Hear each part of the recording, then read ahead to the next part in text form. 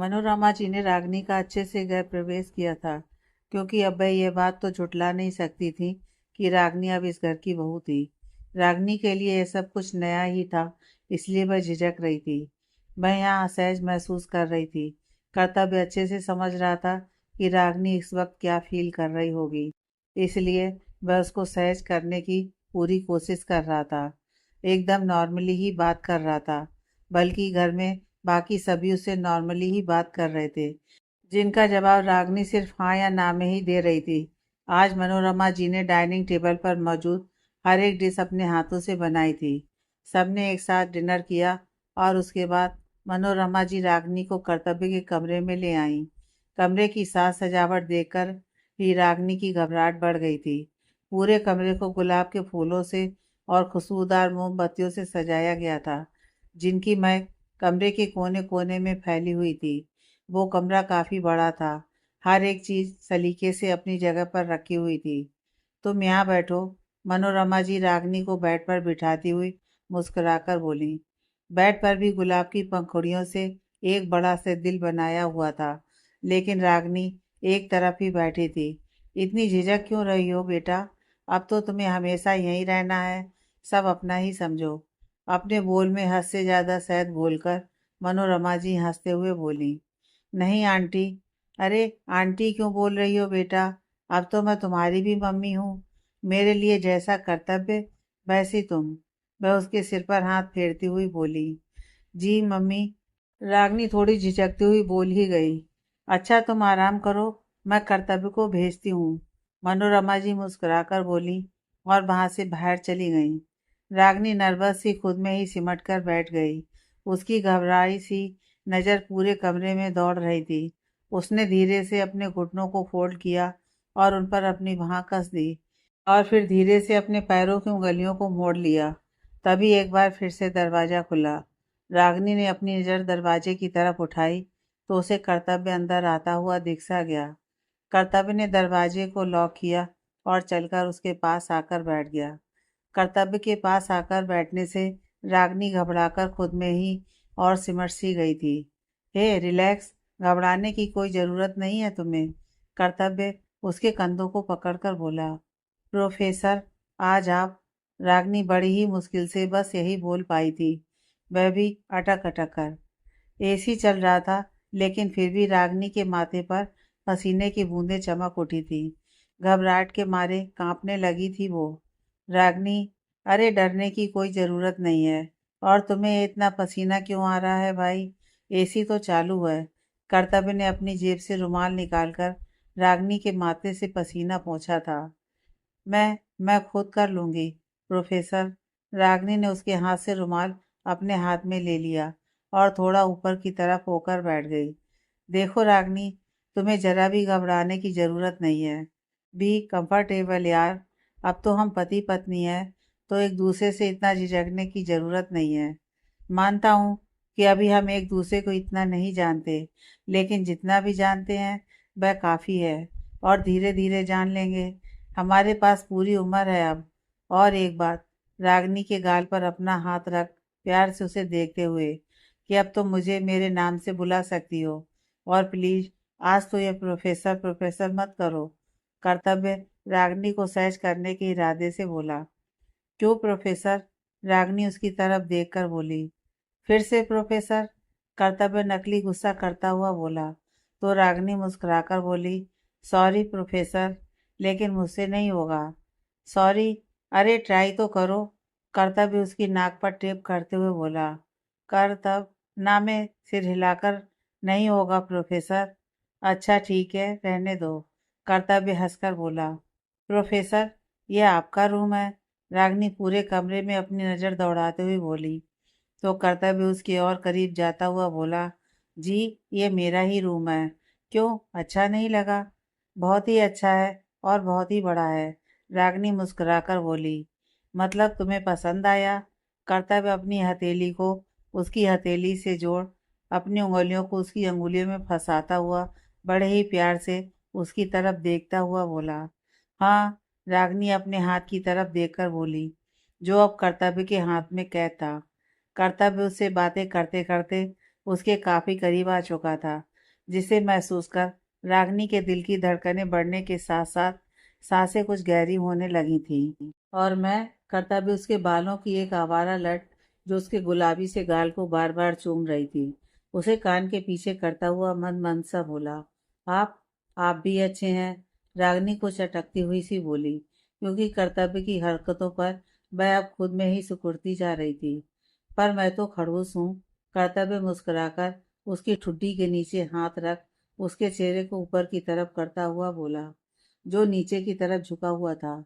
नहीं, आप खड़ूस हैं। मेरा कहने का मतलब है कि आप खड़ूस नहीं हैं, बल्कि अच्छे हैं।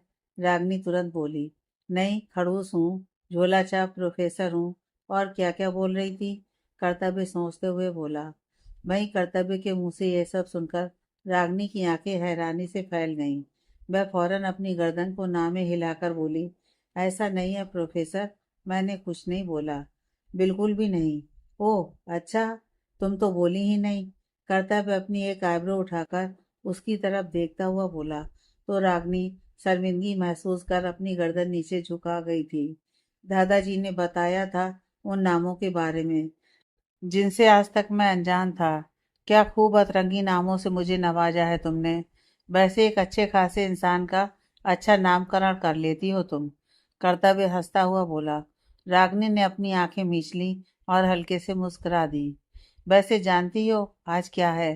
कर्तव्य ने हंसना बंद किया और रागनी के चेहरे को गौर से देखता हुआ बोला, आज शादी के बाद हमारी फर्स्ट नाइट है।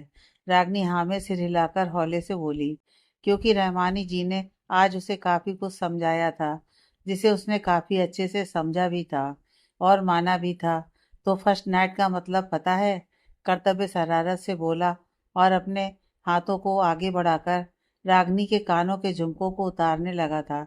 कर्तव्य की छुअन से रागनी की आंखें खुद ब खुद बंद हो चुकी थी। उसकी बात सुनकर उसने अपनी गर्दन नामे हिला दी थी। उसका दिमाग कह रहा था कि वह पीछे हो जाए, लेकिन दिल पीछे होने से साफ इनकार कर रहा था और दिल की धड़कनें एक बार फिर से तेज रफ्तार में दौड़ने लगी थी। फिर उसके हाथों से एक एक करके चूड़ियों को निकालने लगा। इस बीच उसका बात करना जारी था। रागनी भी उसकी बातों को सुन रही थी, लेकिन आंखें बंद करके, और उनके जवाब बस हाँ या फिर हूँ में दे रही थी। इस सब के बीच ही वह दोनों एक दूसरे के बहुत ही करीब आ चुके थे। कर्तव्य ने बहुत ही प्यार से उसके चेहरे को अपने हाथों में भरा और धीरे से बोला, ओपन योर आइज रागनी। रागनी ने अपने होठों को आपस में भींचकर नामे गर्दन हिला दी। ओपन ना। कर्तव्य उसके गाल को अपने अंगूठे से सहलाता हुआ बोला, तो रागनी ने धीरे से अपनी आंखें खोली और सीधा ही उसकी नज़र कर्तव्य की नज़रों से जा मिली। उसकी वह भूरी सी आंखें कितनी प्यारी थी। रागनी अपनी नज़रें नहीं हटा पाई। कर्तव्य भी उसे प्यार से देख रहा था। तुम्हें पता है रागनी, मैंने आज तक तुमसे कहा नहीं, लेकिन तुम बहुत ही प्यारी हो। वह उसके गुलाबी गालों को चूमता हुआ बोला, तो रागनी ने तुरंत ही अपनी आंखें बंद कर लीं और कर्तव्य की टी शर्ट को अपनी मुट्ठियों में भींच लिया। वह हल्का सा मुस्कुराया और उसे दोनों कंधों से पकड़कर धीरे से बेड पर लिटा दिया और खुद भी उसकी गर्दन पर झुक गया। वह उसकी गर्दन पर धीरे धीरे अपने होठ घुमाने लगा था, तो रागनी ने उसकी पीठ पर अपने हाथ और कस दिए। डर लग रहा है रागनी? वह अपनी नाक को उसकी गर्दन पर रब करता हुआ बोला। हाँ, मेरा छूना अच्छा नहीं लग रहा, बुरा भी नहीं लग रहा, लेकिन बहुत ही अजीब लग रहा है। प्रोफेसर, कैसा अजीब? बहुत नर्वसनेस फील हो रही है, बेचैनी भी हो रही है। मेरा फर्स्ट टाइम है ना? आपका भी फर्स्ट टाइम है क्या? रागनी अपनी आंखें खोल उसकी तरफ देखती हुई बोली। नहीं तो, मेरी तो 10-15 शादी हो चुकी हैं।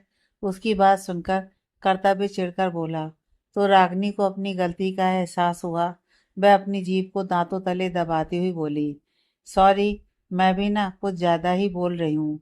और फिर वह हल्का सा मुस्कुरा दी। हाँ बोलकर कर्तव्य एक बार फिर से उसकी गर्दन पर झुक गया और उसकी गर्दन को चूमने लगा। रागनी खुद में ही सिमट रही थी। उसने धीरे से अपनी गर्दन उठाई और उसके गालों को, आंखों को बहुत ही प्यार से चूम लिया। फिर उसकी नज़र उसके थरथराते होठों पर ठहर सी गई। आज कर्तव्य थोड़ा हैरान था क्योंकि रागनी ने उसे बिल्कुल नहीं रोका था। जो वह कर रहा था बस करने दे रही थी। उसने अब तक जिस रागनी को देखा था वह यह नहीं थी। यह तो चुपचाप उसकी सारी बातें सुन रही थी। और अगर पहले वाली रागनी होती तो शायद अब तक कर्तव्य के छूने पर उसके गाल लाल कर चुकी होती अपने थप्पड़ से। ये सोचकर ही कर्तव्य मुस्कुरा दिया। उसने बड़ी ही नजाकत से अपने होठों को उसके होठों पर रख दिया था और फिर उसे बड़ी ही शिद्दत से चूमने लगा था। रागनी का हाथ खुद ब खुद कर्तव्य के बालों में चला गया था और फिर दोनों ही एक दूसरे में डूब गए थे। रागनी पहले बहुत ही नर्वस फील कर रही थी, लेकिन धीरे धीरे कर्तव्य ने उसकी वह नर्वसनेस भी खत्म कर दी थी। आधी रात के करीब कर्तव्य ने रागनी को खुद से दूर किया, जो उसके सीने पर अपना सर रखकर कब की सो चुकी थी। लेकिन कर्तव्य उसकी आंखों से नींद उड़ चुकी थी। बेड से उठने से पहले कर्तव्य ने रागनी को अच्छे से कंबल उड़ाया और अपने कपड़े पहनकर उसने अपना फ़ोन और गाड़ी की चाबियां उठाईं और फिर रागनी के माथे को प्यार से चूमकर 2 घड़ी रुककर उसे निहारा और फिर कमरे से बाहर निकल गया। कर्तव्य आधी रात को अपने घर से निकलकर एक पुरानी सी काफ़ी सालों से बंद फैक्ट्री में आ गया था। वह जगह एकदम सुनसान थी। इंसानी वजूद का वहाँ कोई भी नामो निशान दिखाई नहीं पड़ रहा था। फैक्ट्री की मशीनें, जिनकी सही से रिपेयरिंग ना होने की वजह से और बंद पड़ने की वजह से वह जरी पड़ी थी। कर्तव्य बड़ी ही सावधानी से आगे की तरफ बढ़ता जा रहा था। उसके बढ़ते कदम ये दिखा रहे थे कि वह इस जगह से काफ़ी अच्छे से परिचित था। उस फैक्ट्री के आखिरी छोर पर आने के बाद कर्तव्य के कदम खुद ब खुद ही रुक गए थे। सामने एक बड़ी सी दीवार थी, जो बता रही थी कि यह रास्ता बस यहीं तक था। कर्तव्य वहां से मुड़ गया और लेफ्ट साइड चलने लगा। वह मुश्किल 10 कदम चला था कि उसे एक दरवाज़ा दिखाई दिया, जिसे देखकर वह मुस्कुराया और अपनी पैंट की पॉकेट में मौजूद एक चाबी निकालकर उसने दरवाजे पर लगा लॉक खोला और फिर अंदर आ गया। बाहर के मुकाबले अंदर काफ़ी अंधेरा था। शायद कर्तव्य सही से देख भी नहीं पा रहा था। वह अपने अंदाजे से चलता हुआ आगे की तरफ बढ़ गया कि तभी उसे एक जगह से रोशनी की किरणें आती हुई दिखाई दी। ज़्यादा तो नहीं थी, लेकिन लग रहा था कि शायद वह रोशनी दरवाजे के नीचे से आ रही थी। वह उस दरवाजे के पास आकर रुका और अपने हाथ की मदद से उस दरवाजे पर 2-3 बार टेप किया कि तभी वह दरवाज़ा खुल गया। अब वह हल्की रोशनी तेज हो चुकी थी और हर तरफ फैल चुकी थी। कर्तव्य के सामने ही एक नौजवान, जिसने पूरे काले कपड़े पहने थे, हाथ में गन थी, वह खड़ा था। Head boss? कर्तव्य उसकी तरफ देखकर बोला, तो वह अंदर की तरफ इशारा करके बोला, यस लीडर, हेड बॉस अपने रूम में ही है। अंदर? हाँ। कर्तव्य बस इतना ही बोला और अंदर की तरफ बढ़ गया। अब कर्तव्य जिस जगह पर था, वह जगह उस बंद पड़ी फैक्ट्री से बिल्कुल अलग थी। यहाँ पर दीवारों पर बड़े बड़े टीवी लगे थे। बहुत से कंप्यूटर्स रखे थे, जिन पर वही पे मौजूद लोग काम कर रहे थे। देखकर ऐसा लग रहा था मानो यह किसी हैकर का रूम है। वहाँ पर मौजूद हर एक इंसान ने काले रंग के कपड़े पहने हुए थे। शायद ये उन सबकी यूनिफॉर्म थी। एडवांस टेक्नोलॉजी की मोस्टली चीज़ें वहाँ पर मौजूद थीं। लास्ट कॉर्नर के रूम के सामने रुककर कर्तव्य ने दरवाजे पर खटखटाया। अंदर से बड़ी सख्त सी आवाज़ आई, कम इन। कर्तव्य दरवाज़ा खोलकर अंदर आ गया। हेड बॉस काफ़ी गुस्से में उसे ही देख रहे थे और कर्तव्य काफ़ी अच्छे से समझ रहा था उनके गुस्से की वजह। हेड बॉस, आपने मुझे बुलाया? कर्तव्य एकदम सीधा खड़ा हो गया, जैसे कोई सिपाही अपने बड़े ऑफिसर के सामने खड़ा होता है, बिल्कुल वैसे। तुमसे क्या कहा गया था कर्तव्य? हेड बॉस टेबल पर अपने दोनों हाथ टिकाए खड़े हुए और कर्तव्य की तरफ देखकर बोले। उनका लहजा काफ़ी गुस्से भरा था। कहा तो बहुत कुछ गया है हेड बॉस, लेकिन आप किस बारे में बात कर रहे हैं मुझे नहीं पता। अगर आप बताएंगे तो मैं आपको बता पाऊंगा। कर्तव्य सामने दीवार की तरफ देखता हुआ बोला। हमसे ही होशियारी कर रहे हो तुम? पहले ही गुस्से में भड़के हुए हेड बॉस सीधा ही कर्तव्य के सामने आकर खड़े हो गए और उसका कॉलर पकड़कर और ज़्यादा भड़कते हुए बोले। मैंने कोई भी होशियारी नहीं की है हेड बॉस। माना शादी हो गई, लेकिन क्या कहा था तुम्हें कि अपनी बीवी के करीब नहीं जाओगे कभी भी। और तुमने वही किया जो तुमसे ना करने को कहा गया था। मना आए सुहागरात। ये मेरे और मेरी बीवी के बीच का पर्सनल मैटर है। ओह, क्या सच में पर्सनल मैटर है? जी, मेरी फैमिली वाले राजी थे शादी के लिए, तो हमने शादी कर ली। और ये आप डिसाइड नहीं करेंगे कि मुझे मेरी लाइफ में क्या करना है और क्या नहीं। जहाँ तक मुझे पता है कि बीवी मेरी है, उस पर हक भी मेरा ही है। उसके करीब जाऊं या फिर उससे दूर रहूं, इससे आपको कोई भी मतलब नहीं होना चाहिए। कर्तव्य बड़े ही आराम से बोला, लेकिन उसकी बात हेड बॉस को किसी कांटे की तरह चुभ गई थी।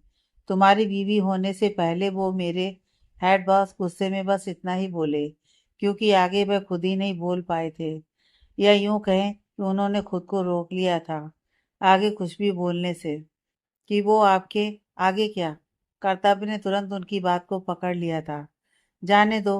अब बॉस उसका कॉलर छोड़कर बोले और अपनी चेयर पर वापस आकर बैठ गए। कि वो आपके भाई की बेटी है, यानी कि आपकी भतीजी है, राइट? हेड बॉस उर्फ धीर राठौर। यह बोलकर कर्तव्य ने हेड बॉस की तरफ देखा, जिसके चेहरे का रंग ही उड़ चुका था। कर्तव्य मुस्कुराया, फिर वह उनके सामने रखी चेयर पर बैठ गया और आगे बोला, इसलिए आपको उसकी इतनी फिक्र है, इतनी चिंता है। खैर, होनी भी चाहिए, क्योंकि आपके स्वर्गवासी भाई की आखिरी निशानी जो है। लेकिन अब से आपको उसके लिए चिंता करने की कोई ज़रूरत नहीं है, क्योंकि अब से उसका ख्याल रखने के लिए मैं हूँ, उसका पति। तो आप बेफिक्र हो जाइए ससुर जी। तुम्हें यह सब कैसे पता चला? हेड बॉस उसे घूरते हुए बोले, तो कर्तव्य के चेहरे की मुस्कान दोगुनी और बढ़ गई। वह टेबल पर रखा पेपर वेट को घुमाता हुआ बोला, आपको क्या लगा था कि जिस लड़की के साथ मेरी ज़िंदगी जुड़ने जा रही है, मैं उसके बारे में कोई इन्फॉर्मेशन नहीं निकाल लूँगा? मूक करते हुए, भूलिए मत कि आपकी तरह मैं भी एक सीक्रेट एजेंट हूँ, तो मेरे लिए यह छोटी सी इन्फॉर्मेशन निकालना कौन सी बड़ी बात है। जब मैं रागनी की सारी पास्ट और प्रेजेंट की इन्फॉर्मेशन पढ़ रहा था, तब मैंने रागनी के पापा यानी संजय राठौर को देखा। मैं हैरान हो गया था उनकी फ़ोटो को देखकर। मुझे लगा कि शायद आप हैं वह। फिर मैंने इसकी भी इंफॉर्मेशन निकाली, तो मुझे पता चला कि आप और संजय राठौर दोनों जुड़वा भाई थे, हूबहू शकल। हैरान था मैं। संजय राठौर की डेथ हार्ट अटैक से हो चुकी है, और आप? मुस्कुराते हुए उनकी ओर देखते हुए, आप तो सालों पहले ही दुनिया से लापता हो चुके हैं, जिसे बाहर का यह समाज मरा हुआ समझता है। लेकिन वह ये नहीं जानते कि आप जिंदा हैं, और ना ही कभी जान पाएंगे।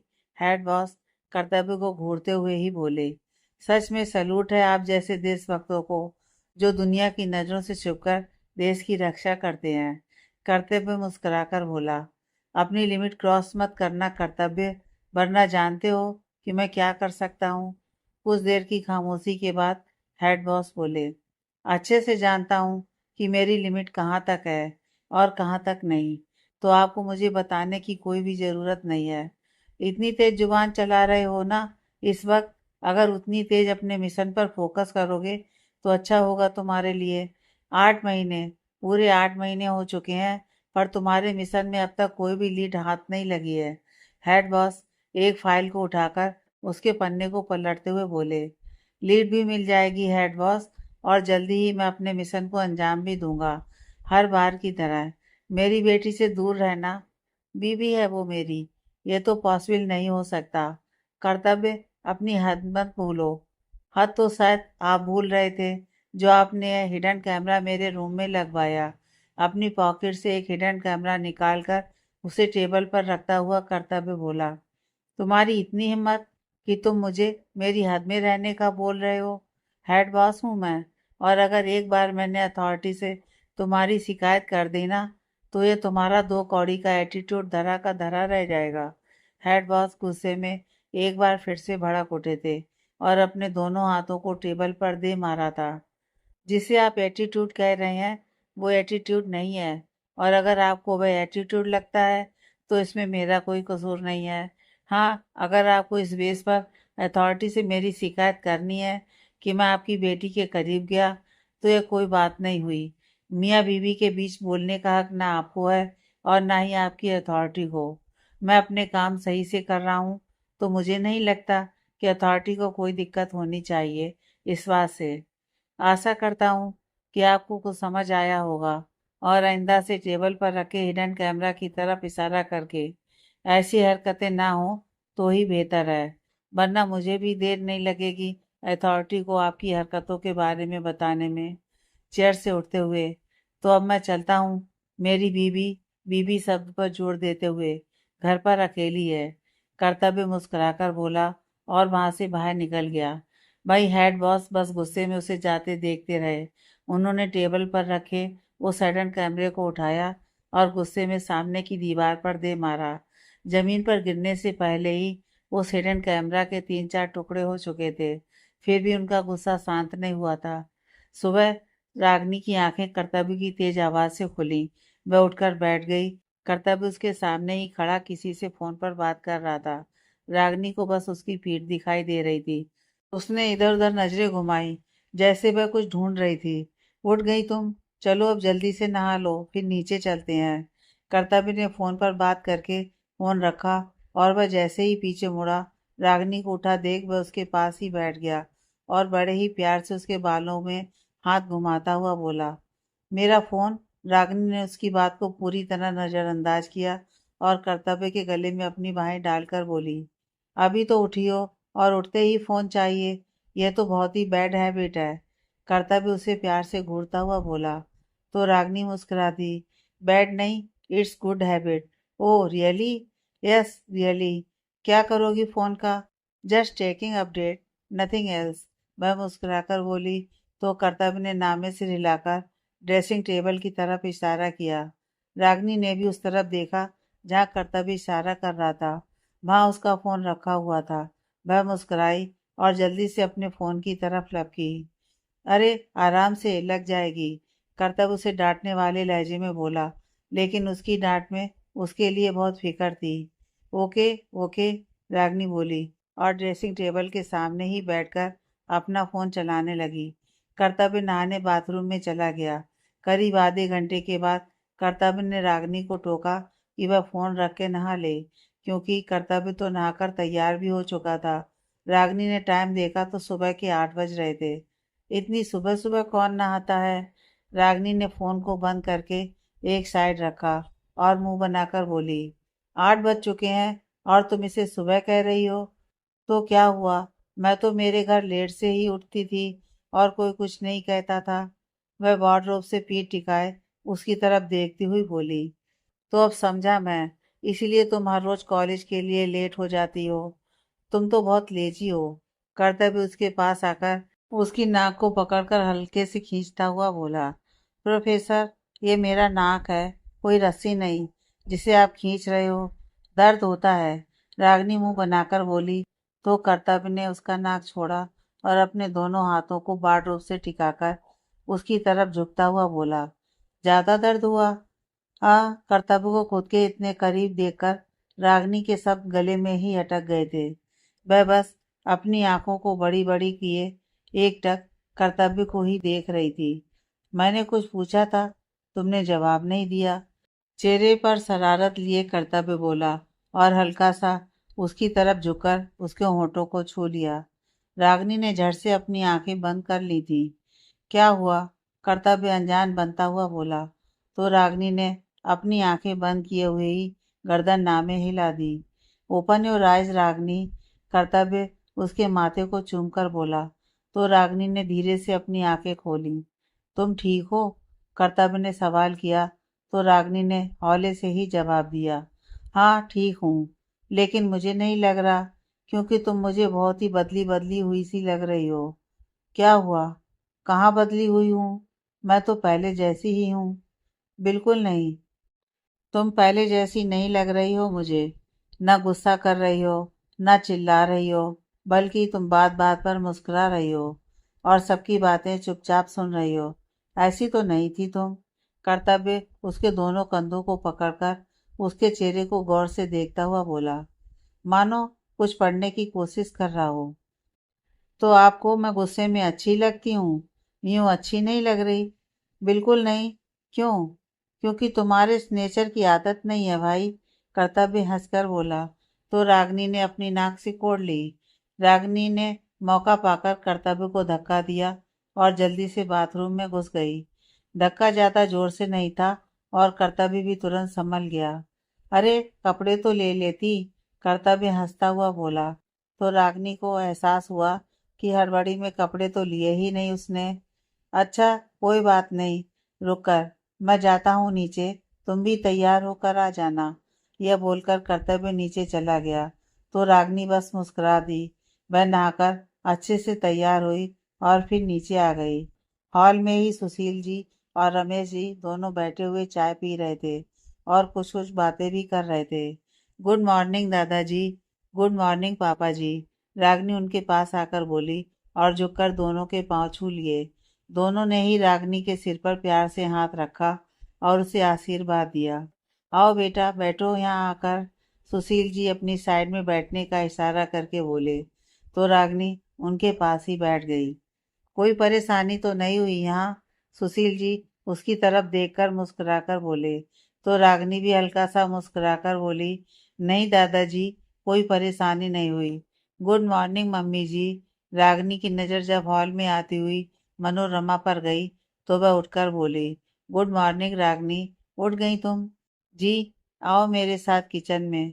वह उसका हाथ पकड़कर उसे अपने साथ किचन की ओर ले जाती हुई बोली। पर क्यों मम्मी जी? आज तुम्हारी चूल्हा चढ़ाई की रस्म है, बस उसी के लिए। मनोरमा जी बड़े ही आराम से बोली, लेकिन उनकी बात सुनकर रागनी के चेहरे का रंग उड़ गया था, क्योंकि उसे तो कुछ भी बनाना आता ही नहीं था। तो वह क्या ही रस्म निभाएगी, क्योंकि अपने घर के किचन में भी वह बहुत कम ही जाया करती थी। तुम खीर बना दो, आसानी होगी तुम्हारे लिए तो, और ज्यादा देर भी नहीं लगेगी। मनोरमा जी फ्रिज से दूध बाहर निकालती हुई बोली। खीर? रागनी ने अब अपना गला तर किया। उसके चेहरे पर अब घबराहट साफ दिखने लगी थी, क्योंकि आज तक सिर्फ खीर खाई थी उसने, कभी बनाई नहीं थी। मैंने सारा सामान बाहर निकाल दिया है, तुम बनाना शुरू करो। रुकते हुए, अच्छे से बनाना, हमारे घर में सबको खीर बहुत पसंद है। मनोरमा जी रागनी की तरफ देखकर बोली और फिर मुस्कुराकर वहां से बाहर चली गईं। उनके जाने के बाद रागनी प्लेटफार्म के पास आई और वहां रखे चावल के डिब्बे को अपने हाथ से उठाकर बेचारा समूह बनाकर बोली, अब तक पसंद थी, लेकिन शायद मेरे हाथों की खीर खाने के बाद ना रहे। उफ, चावल के डिब्बे को धम से रखते हुए, क्या मुसीबत में फंसा दिया है मुझे। नकली का रोते हुए, मुझे मेरे घर जाना है, मुझे मेरे घर जाना है। रागनी घबराई नजरों से डाइनिंग टेबल पर रखे खीर के बाउल को देख रही थी। यूट्यूब बाबा की मदद से उसने खीर बना तो दी थी, लेकिन नहीं जानती थी कि कैसी बनी है और बाकी सबको कैसी लगेगी। क्या हुआ? कर्तव्य ने अपनी कोहनी उसकी कोहनी पर मारी और धीरे से बोला। रागनी ने नामे सिर हिला दिया और अपनी नाश्ते की प्लेट के ऊपर झुक गई। ज्यादा कुछ न सोचते हुए कर्तव्य भी चुपचाप अपना नाश्ता करने लगा। मनोरमा जी ने एक सर्वेंट को कहकर सबको खीर सर्व करने के लिए कहा। जब सर्वेंट रागनी को खीर सर्व करने लगी तो रागनी ने नाम में गर्दन हिला दी। मेरा मन नहीं है। क्या हुआ बेटा, मन क्यों नहीं है? सुशील जी बोले। तो रागनी जबरदस्ती चेहरे पर मुस्कान लाती हुई बोली, नहीं दादाजी, काफी कुछ खा लिया है, तो अब खीर की जगह ही नहीं है। अच्छा ठीक है, लेकिन मैं तो जरूर खाऊंगा, आखिर मेरी पोती ने जो बनाई है। सुशील जी हंसते हुए बोले और खीर खाने लगे। रमेश जी, मनोरमा जी और कर्तव्य भी रागनी द्वारा बनाई गई खीर खाने लगे। ये मनोरमा जी ने खीर खाने के बाद बुरा सा मुंह बना लिया और जैसे ही कुछ बोलना चाहा तो रमेश जी ने उनके हाथ पर हाथ रखा और आंखों से कुछ न कहने के लिए कहा, जिसे समझकर मनोरमा जी चुप हो गईं। वाह बेटा, बहुत अच्छी खीर बनाई है, रमेश जी रागनी की तारीफ करते हुए बोले। अपनी तारीफ सुन रागनी ने अविश्वास के साथ उनकी तरफ देखा। हाँ भाई, खीर तो बहुत ही स्वादिष्ट बनी है, सुशील जी भी खीर खाते हुए बोले। हाँ रागनी, सच में, कर्तव्य भी मुस्कुराकर बोला। उन तीनों के मुंह से खुद के लिए तारीफें सुन रागनी को यकीन करना थोड़ा मुश्किल हो रहा था, लेकिन उसे लगा कि शायद सच में उससे अच्छी खीर बन गई होगी, तो वह भी मुस्कुरा दी। थैंक यू दादाजी, पापा जी, मुझे उम्मीद तो नहीं थी कि मुझसे अच्छी खीर बनेगी, क्योंकि मुझे कुछ भी बनाना नहीं आता है खाने में। यह भी मैंने यूट्यूब से देखकर बनाई है। सच में तुक्का लग गया। रागनी मुस्कुराकर बोली, मतलब तुम्हें कुछ भी बनाना ही नहीं आता है? मनोरमा जी हैरान होकर रागनी की तरफ देखकर बोली, तो रागनी ने नाम में सिर हिला दिया। अच्छा रागनी, तुम्हारा नाश्ता हो गया हो तो जाओ और अपना पर्स ले आओ, मैं तुम्हें तुम्हारे घर छोड़ दूंगा। कर्तव्य रागनी की ओर देखता हुआ बोला, और रागनी मुस्कुराकर वहां से उठी और सीढ़ियों की तरफ बढ़ गई। ऐसी खीर तो मैं कुत्तों को भी ना डालूं, जैसी खीर आपकी लाडली पोती ने बनाई है। पानी ही पानी है इसमें, और दूध का तो मानो चोखा लगाया हुआ है पानी में, और चावल के दाने तो शायद इसमें डुबकी लगाने से ही मिलेंगे। ओह, मैडम ने ड्राई फ्रूट्स भी डाले हैं, खीर की कटोरी में चम्मच घुमाते हुए। शायद वह भी डुबकी लगाकर ही देखने पड़ेंगे। रागनी के वहां से जाने के बाद मनोरमा जी मजाकिया अंदाज में बोली, लेकिन यह ताना था सुशील जी के लिए, क्योंकि रागनी सुशील जी की ही पसंद थी। वही चाहते थे कि कर्तव्य रागनी से शादी करे। उनकी नज़रों में वह उनके पोते के लिए परफेक्ट मैच थी। इतनी तारीफें गिनवाई थी सुशील जी ने रागनी की शादी से पहले, और यहाँ तो पता चला कि उसे खाना बनाना ही नहीं आता है। मनोरमा जी सुशील जी को बस बताना चाह रही थी कि उन्होंने जिस लड़की को चुना है वह परफेक्ट नहीं है इस घर की बहू बनने के लिए। मनोरमा बहू, तो क्या तुम हमारा कंपैरिजन कुत्तों से कर रही हो? सुशील जी थोड़े सख्त लहजे में बोले। नहीं पापा जी, मैंने ऐसा तो नहीं कहा। बात का रुख दूसरी ही दिशा में मुड़ता देख मनोरमा जी अपनी बात को संभालते हुए बोली, ऐसा नहीं था तो फिर कैसा था? सुशील जी का लहजा अभी भी पहले जैसा ही था। जाने दीजिए ना पापा, रमेश जी बात को रफा दफा करने के इरादे से बोले। बच्ची है वह अभी, उसने कोशिश की, बहुत बड़ी बात है। हम उसकी कोशिश को तो अप्रिसिएट कर सकते हैं। मानता हूँ कि खीर अच्छी नहीं बनी है, लेकिन हम उसकी कोशिश को तो नज़रअंदाज नहीं कर सकते ना। उसकी कोशिश तो सराह सकते हैं। सीख जाएगी धीरे धीरे। सुशील जी उसी अंदाज में बोले और उठकर अपने कमरे की तरफ बढ़ गए। 21 साल की बच्ची, वाह, ये तो कमाल हो गया। मनोरमा मुख करती हुई हौले से बोली, क्या हो जाता है तुम्हें? तुम इतना ओवर रिएक्ट करने क्यों लग जाती हो हर बार? रमेश जी नाराजगी से मनोरमा जी की तरफ देखकर बोले, मैंने कोई ओवर रिएक्ट नहीं किया। फिलहाल बस जो बात है मैंने वही कही है, और अगर आप इसको ओवर रिएक्ट करना कह रहे हैं तो ये आपकी मर्जी। मनोरमा जी भी थोड़ी चिढ़कर बोली और मुंह को टेढ़ा मेढ़ा करती हुई वहां से उठकर चली गईं। क्या होगा तुम्हारी माँ का? रमेश जी कर्तव्य की तरफ देखकर बेचारगी से बोले, तो उसने मुस्कुराकर अपने कंधे उचका दिए। रमेश जी ने भी अपना सिर नामे हिला दिया और उठकर अपने कमरे में चले गए, ऑफिस के लिए तैयार होने। चले प्रोफेसर? कुछ देर बाद रागनी कर्तव्य के पास आकर बोली, तो कर्तव्य हाँ में सिर हिलाकर बाहर की तरफ बढ़ गया। रागनी भी खुशी से उसके पीछे पीछे चल पड़ी। कर्तव्य ने रागनी को राठौर हाउस छोड़ा और खुद कॉलेज के लिए निकल गया। रागनी जैसे ही अंदर आई तो उसने देखा कि दिवेश जी और नरेंद्र जी दोनों दिल्ली जाने की तैयारी कर चुके थे, और शायद वह रागनी का ही इंतजार कर रहे थे। दिवेश जी को देखकर ही रागनी की आंखों में पानी आ गया था। उसने अपने पर्स को वहीं दरवाजे पर छोड़ा और भागकर उनके पास आई और उनके सीने से लग गई। आ गया मेरा बच्चा, अरे रो क्यों रही हो तुम? दिवेश जी रागनी के सिर को थपथपाते हुए बोले, तो रागनी का रोना और बढ़ गया। अरे पागल लड़की, दिवेश जी हंसकर बोले, दादाजी आप वहां चले जाएंगे तो फिर वापस मुझसे मिलने नहीं आएंगे? रागनी अपनी भीगी पलकों से उनकी तरफ देखती हुई बोली, तो दिवेश जी हंसते हुए बोले, आऊंगा ना मेरी बच्ची, प्रॉमिस। रागनी छोटे बच्चों की तरह अपने हाथ को आगे कर बोली, तो दिवेश जी ने भी उसके हाथ पर अपना हाथ रख दिया। प्रॉमिस। पापा जी अब हमें चलना चाहिए, वरना फ्लाइट मिस हो जाएगी। कुछ देर बाद नरेंद्र जी बोले। उनकी बात सुनकर रागनी ने दिवेश जी को कसके पकड़ लिया, मानो वह उनको कहीं जाने नहीं देना चाहती थी। कुछ देर बाद ही नरेंद्र जी दिवेश जी के साथ एयरपोर्ट के लिए निकल गए थे। रागनी आंखों में आंसू लिए रहमानी जी से लिपटकर उन्हें जाता हुआ देख रही थी, और रहमानी जी भी मेन गेट की ओर देखती हुई उसका सिर थपथपा रही थी। रागनी, वह जा चुके हैं, चलो अब हम भी अंदर चलते हैं। रहमानी जी रागनी का कंधा थपथपाती हुई बोली, तो रागनी भी चुपचाप उनके साथ ही अंदर आ गई। दोनों ही हॉल में आकर सोफे पर बैठ गईं। यह बता मुझे कि वहाँ सब कैसे हैं? रहमानी जी रागनी के बालों को पीछे करती हुई धीरे से बोली।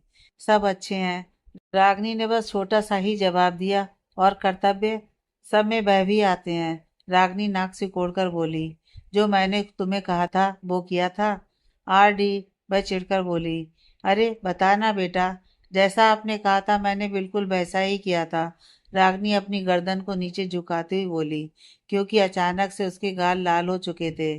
सच में? रहमानी जी ने अविश्वास से उसकी तरफ देखा। आपको मुझ पर विश्वास नहीं हो रहा? आंखों को बड़ी बड़ी कर रागनी बोली। तो रहमानी जी ने अपनी गर्दन नामे हिला दी।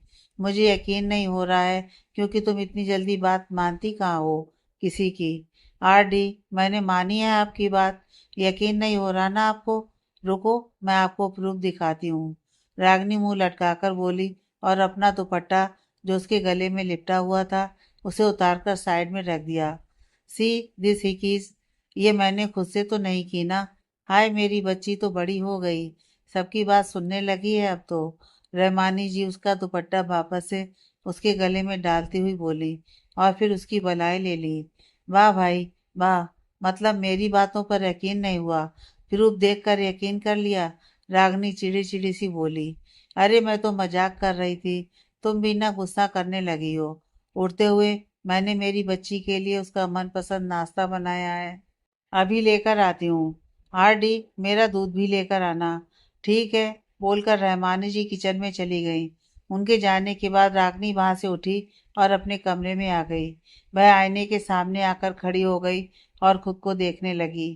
क्या यह सच में मैं हूँ? वह अपने चेहरे को इधर उधर घुमाती हुई बोली। लोग ना सच कहते हैं, शादी के बाद एक लड़की की लाइफ बदल जाती है। खुद को गौर से देखते हुए, लेकिन इतनी ये मालूम नहीं था, पर अब अच्छे से मालूम हो गया है। वह अपने दुपट्टे को उतारकर बेड पर फेंकती हुई बोली कि उसकी नज़र अपनी गर्दन से नीचे मौजूद हिकीज पर रुक गई, जो वहाँ काफ़ी अजीब लग रहा था। खड़ूस कहीं के। कर्तव्य का ख्याल आते ही रागनी के चेहरे पर एक छोटी सी स्माइल आई। जरूर थी, लेकिन उसने तुरंत ही अपनी स्माइल को छुपा लिया था और अपने मुंह को टेढ़ा मेढ़ा करती हुई बोली। कुछ देर बाद रहमानी जी रागनी का नाश्ता कमरे में ही ले आई थी और वह भी चुपचाप करने लगी। नाश्ता करते करते ही अचानक से रागनी के दिमाग में एक ख्याल आया। आरडी, क्या आप यहीं रहेंगी? अरे कहाँ, अब मेरा यहाँ क्या ही काम। साहब भी चले गए और उसके चेहरे पर हाथ रखकर, तुम्हारी भी शादी हो गई, तुम भी अपने ससुराल की हो गई हो।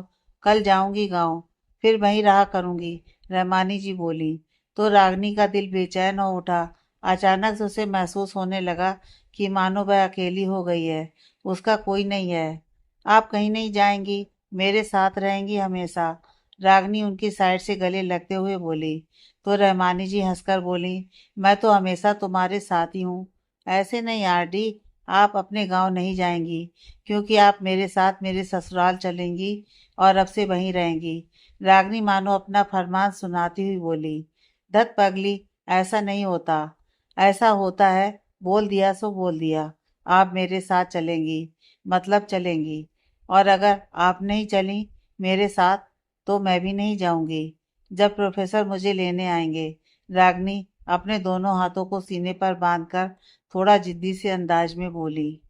तुम्हारा दिमाग खराब हो गया है रागनी, मैं नहीं जा सकती तुम्हारे साथ, तुम्हारे ससुराल। रहमानी जी माथे पर बल लिए बोली, क्योंकि वह खुद परेशान हो गई थी रागनी की इस तरह की जिद सुनकर। क्यों नहीं जा सकती आप? बस नहीं जा सकती तो नहीं जा सकती, समझो मेरी बात को। उसके बालों को सहलाते हुए, तुम तो अच्छी बच्ची हो, प्यारी बेटी हो मेरी, है ना? अब अपनी ये जिद छोड़ो और नाश्ता खत्म करो। रहमानी जी बात को टालने के इरादे से बोली, लेकिन रागनी कहाँ ही इतनी जल्दी बात को रफा दफा कर देती। अब तो उसने ठान ही लिया था कि वह रहमानी जी को अपने साथ राणा मेंशन यानी कि अपने ससुराल लेकर ही जाएगी। आप मेरे साथ चलेंगी, बस बात यहीं पर ख़त्म। और अभी के अभी जल्दी से जाकर आप अपना सामान पैक कर लीजिए। रागनी लगभग ऑर्डर देने वाले अंदाज में बोली। उसे इतना जिद करता देख रहमानी जी अपना सिर पकड़ लिया। दोपहर के बाद जब कर्तव्य रागनी को लेने राठौर हाउस आया तो उसने देखा कि रागनी और रहमानी जी किसी चीज को लेकर बहसबाजी कर रही हैं।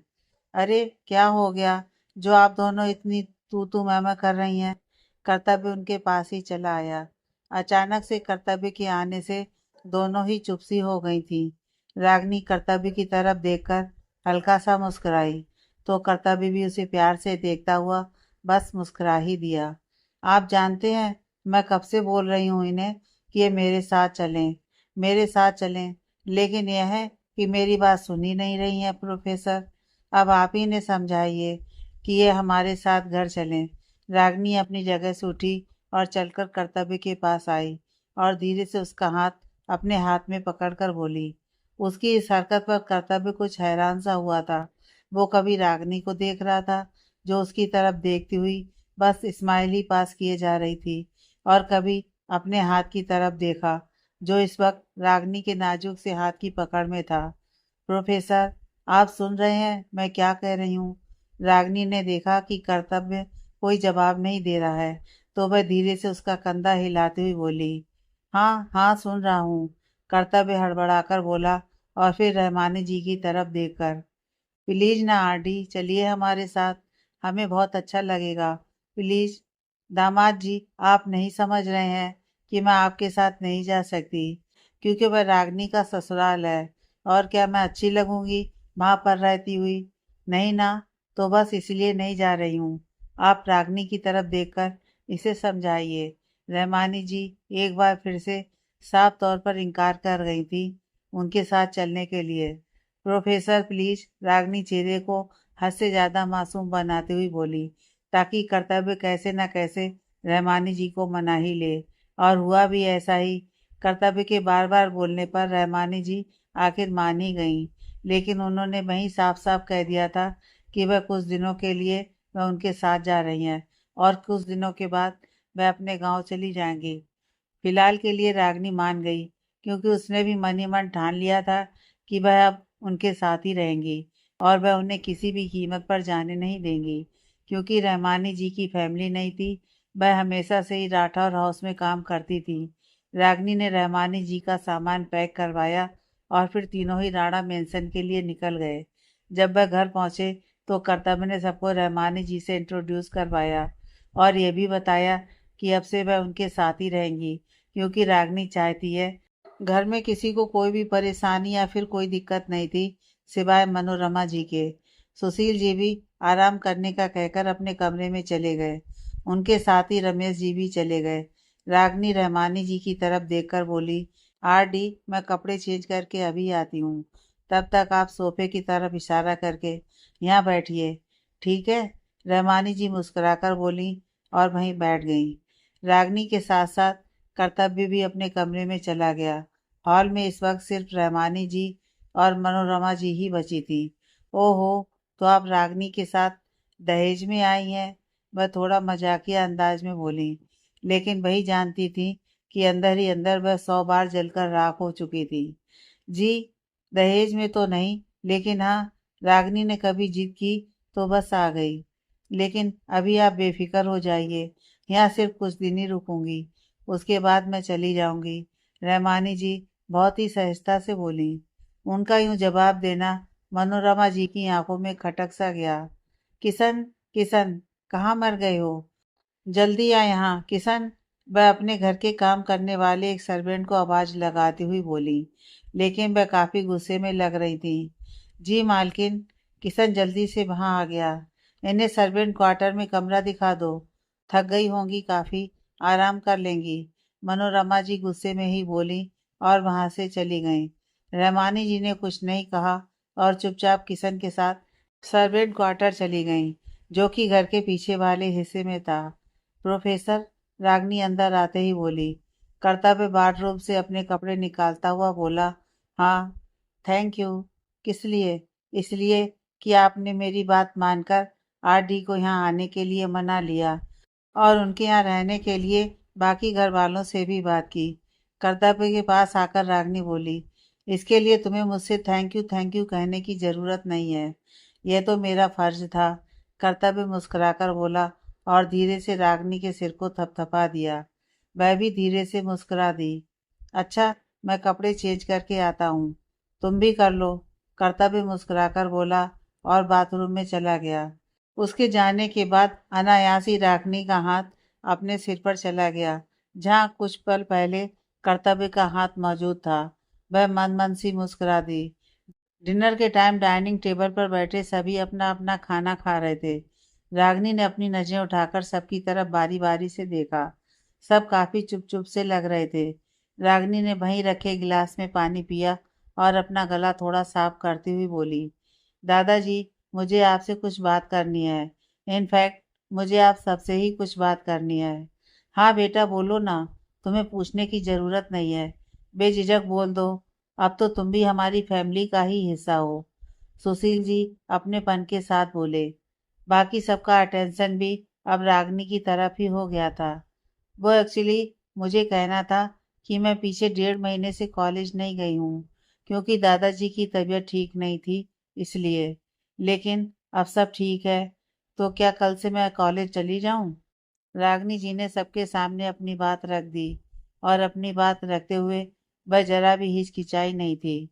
रागनी की बात सुनकर सब मुस्कुरा दिए, सिवाय मनोरमा जी के। कॉलेज जाने की क्या जरूरत है? अब तुम रागनी राठौर नहीं हो, बल्कि मिसिज रागनी कर्तव्य प्रताप राणा हो। इस घर की बहू हो।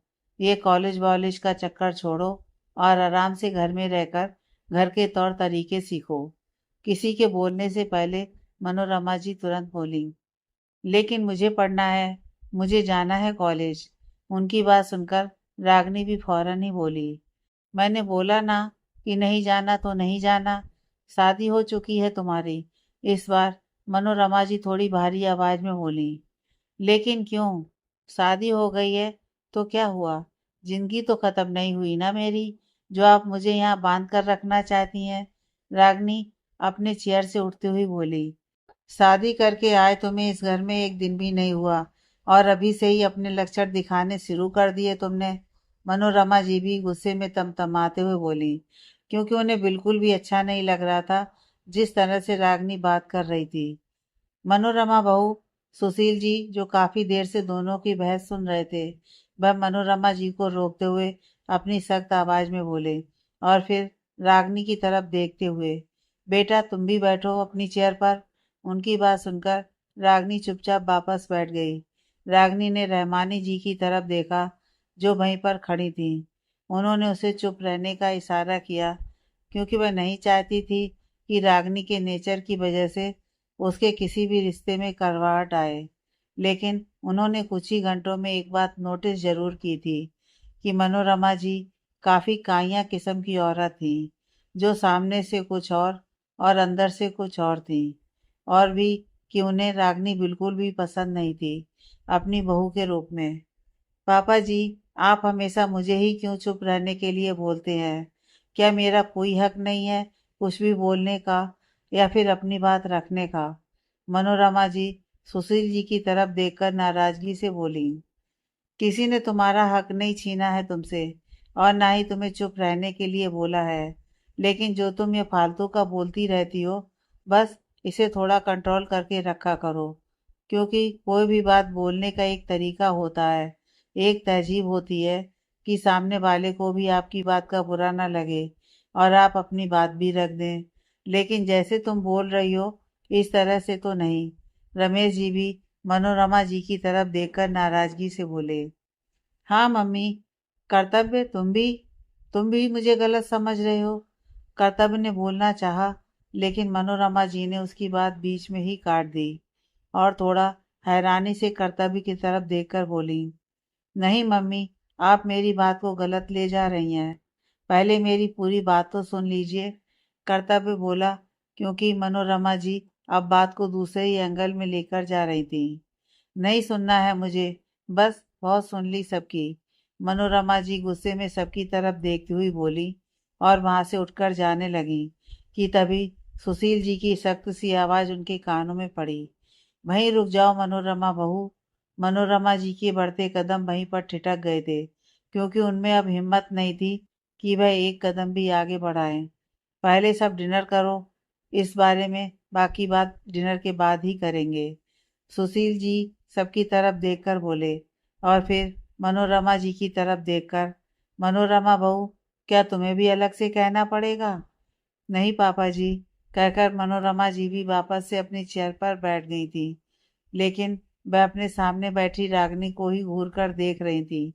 रागनी उदास सी अपना खाना खा रही थी कि उसे किसी का हाथ अपने सर पर महसूस हुआ। ये कर्तव्य का हाथ था। उसने अपनी नजरें कर्तव्य की तरफ घुमाई, जो उसे आंखों में ही आश्वासन देने की कोशिश कर रहा था। मैं ठीक हूँ। रागनी भी मुस्कुराकर धीरे से बोली कि उसकी बात सिर्फ कर्तव्य को ही सुनाई दी थी। फिर अपनी नजरें उससे हटाकर अपनी प्लेट पर गड़ा दी।